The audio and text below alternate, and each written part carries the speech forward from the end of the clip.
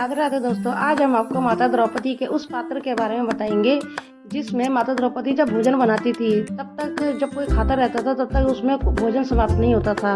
वह पात्र श्री कृष्ण जी ने माता द्रौपदी को दिया था। जब पांडवों को वनवास दिया गया था तब वह पात्र माता द्रौपदी के पास था और पांडव उसी से ही भोजन किया करते थे।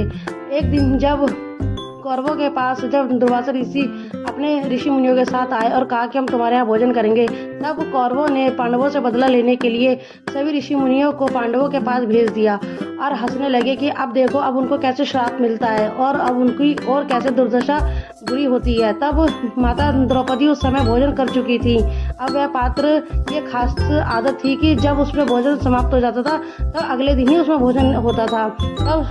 तब उस समय सभी ऋषि आए, उन्होंने कहा कि हम आपके यहीं भोजन करेंगे।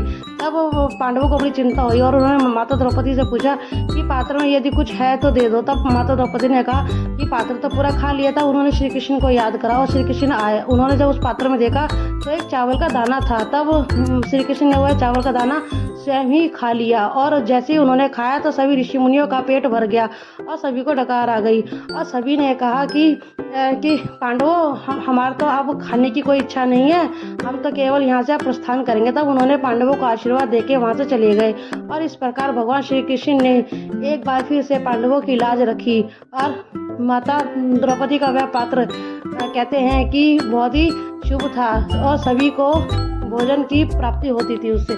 जय श्री राधे, जय श्री कृष्ण।